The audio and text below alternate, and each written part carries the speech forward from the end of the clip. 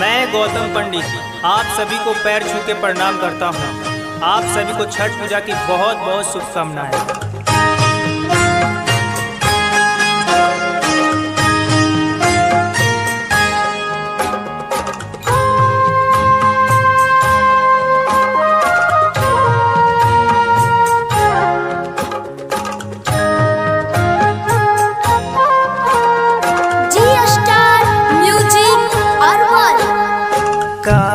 चाही बास के बहंगिया बहंगी लचकत जाए, बहंगी लचकत जाए।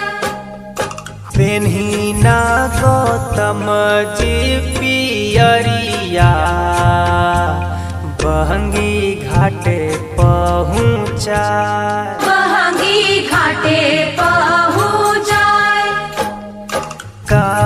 चाही बास के बहंगिया बहंगी लचकत जाए, बहंगी लचकत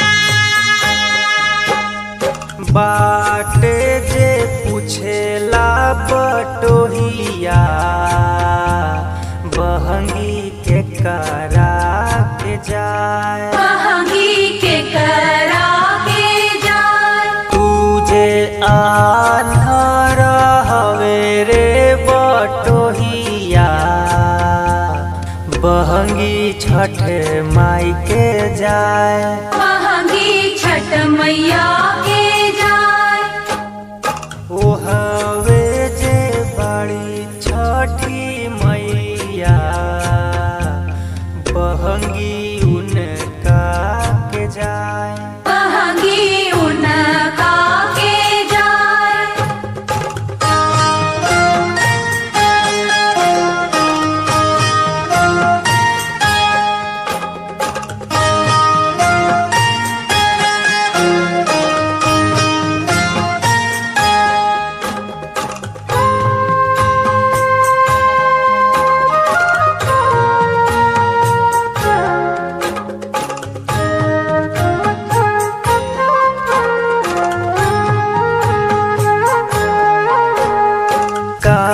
चाही बास के बहंगिया बहंगी लचकत जाए, बहंगी लचकत जाए।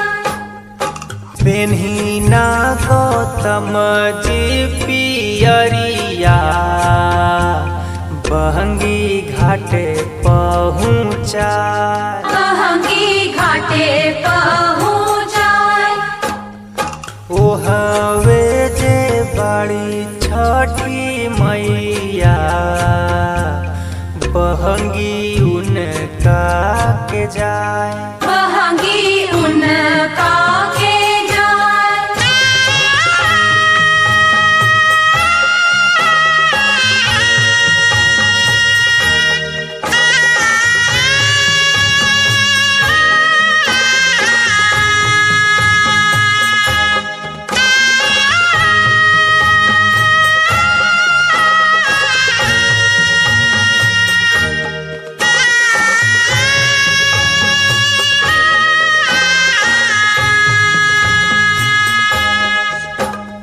बाटे जे पूछेला बटोहिया बहंगी के करा के जाए, बहंगी के करा के जाए।